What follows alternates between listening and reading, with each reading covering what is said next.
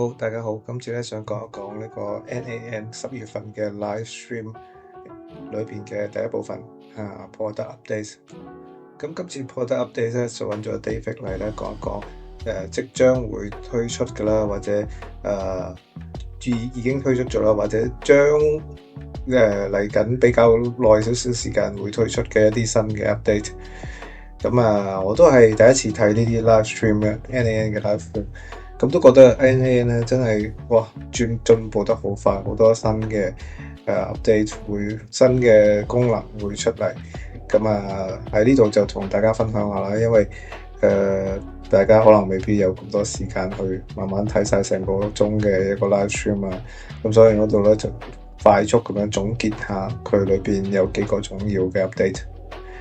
咁有6個啦，咁主要就係呢6個啦，咁然後咧就個 link 就係呢個啦，咁都有1個鐘零12分鐘嘅，咁中間有3部分，咁呢個係第一部分啦，咁我逐個講一講啦。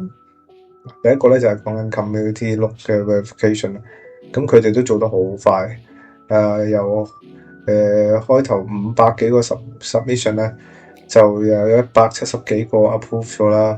咁佢哋想咧就係做到可以30日內咧就 approve 到，原來最終咧就係1個月內 approve 到。咁好多 community look 咧都會一路陸續推出嘅。咁然後咧跟住咧就係一個已經推出咗嘅功能，就係 Command Bar。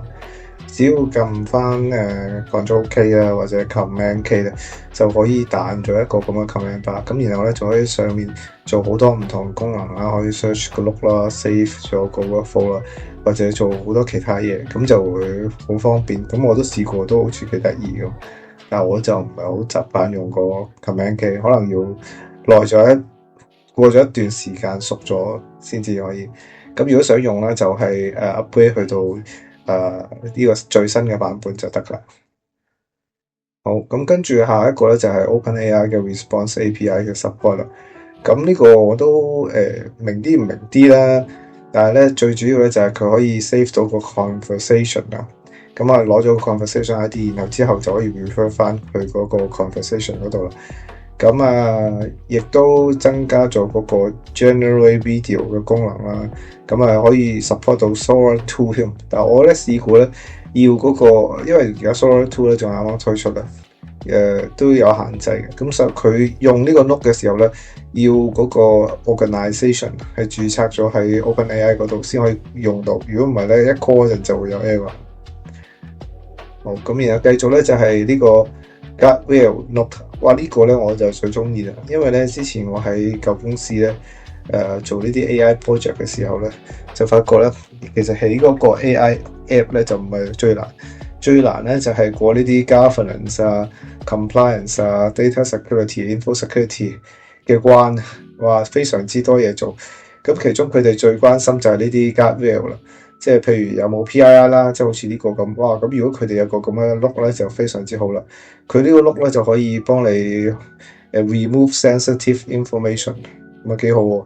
即係可以，即係譬如有電話號碼，咁佢就會mask 咗佢啦，或者其他就係not safe for work 啦，咁佢都會可以 detect 到。咁另外仲有 topic alignment 啦，即係譬如佢問一間整車嘅公司，佢走去問整飛機，咁佢亦都唔 align，咁亦都會 filter 得到啦。咁有呢啲 look 咧就方便咗好多啦。咁要過 compliance 亦都簡單咗好多成件事。如果唔係要過呢啲咧都好麻煩。係啦。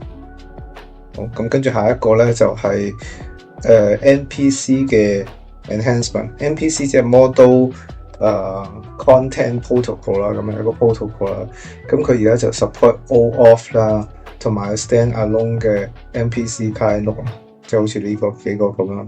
咁 NPC 我都好初步研究過，都仲要再深入研究下，但係都好似好流行，越嚟越強大咁。我理解就係由一個地方可以 call 另外一個地方，即係運用呢個 NPC 嘅功能，咁就可以用到 NPC 裏邊嘅一啲功能同埋一啲資料咯，咁可以連住，即係其實都似我覺得就其實都似 API 嘅，係啊，咁啊，但係就係更加進階版啦。咁最後咧就係 Human in the Loop 啦，咁呢個就將來會有啦。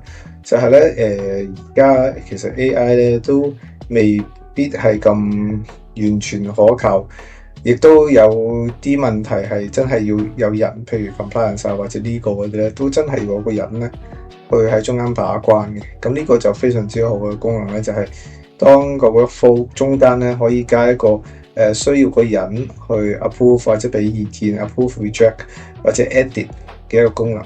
咁流程裏邊加埋呢一個咧，咁就可以確保generate 出嚟嘅嘢咧就真係合要求，係咯，係真係可以用得到啦。咁應該 update 就係咁多啦。咁多謝大家。